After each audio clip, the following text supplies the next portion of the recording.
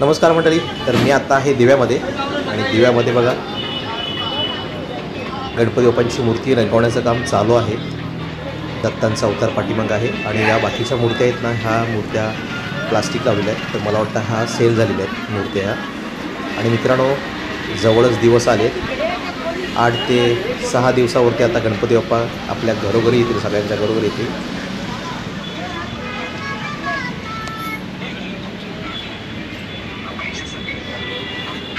खूप सुंदरच आणि कलर इथे काम आहे ना मित्रांनो, स्वतः इथे पेंटिंग केली जाते या चित्रकलेमध्ये. बघायला पण एवढा सुंदर सुंदर मूर्त्या आहेत ना आणि त्यांना सुंदर एवढा कलर दिला आहे ना, खूप बघण्यासारख्या आहे, अप्रतिम आहेत, खूप सुंदर मूर्त्या. कुठे बाप्पांची मूर्ती कमलावरती असेल किंवा कुठे सिंहासनावरती असेल, असं जास्वंदीच्या फुलावरती बसलेलं असेल.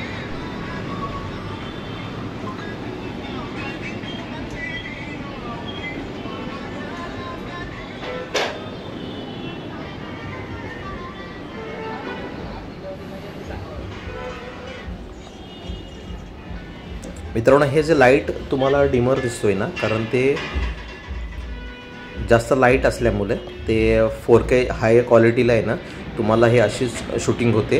हा प्रॉब्लेम होतो सगळा, त्याच्यामुळं क्लिअर एवढं दिसत नाही. हे बघा, ही सुद्धा सुंदर मूर्ती आहे. अजून याचं पेंटिंग काम बाकी आहे. अजून आहे बाजूला पण डोळ्यांची आकारणी वगैरे अजून काम चालू आहे. इकडे आतमध्ये पण कलरचं काम चालू आहे.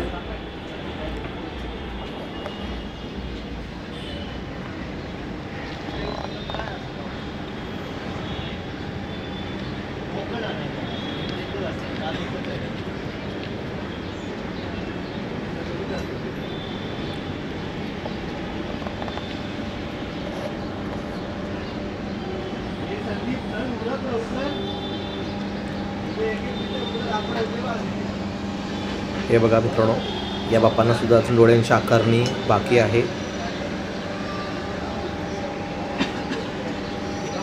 अहोरात्र मेहनत घेऊन खरोखरच एवढी धडपड करतायत बाप्पांना लवकरात लवकर तयारी करण्यासाठी. हे बघा,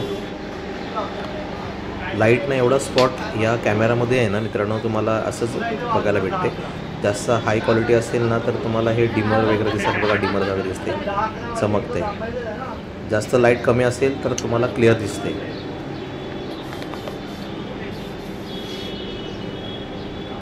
इथे पण बघा सजावट चालू आहे, बाप्पांची तयारी जोरात चालू आहे.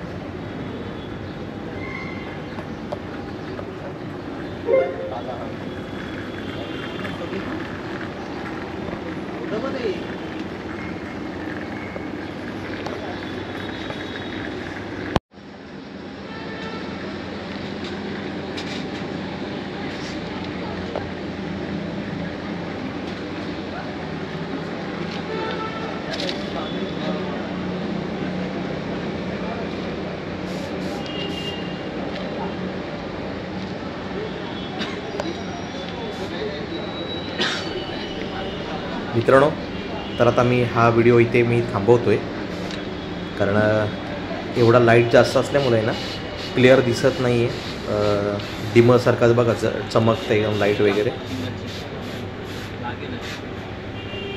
लाईट कमी असेल तर चला आपण भेटू नेक्स्ट व्हिडिओमध्ये. सगळ्यांना बाय बाय.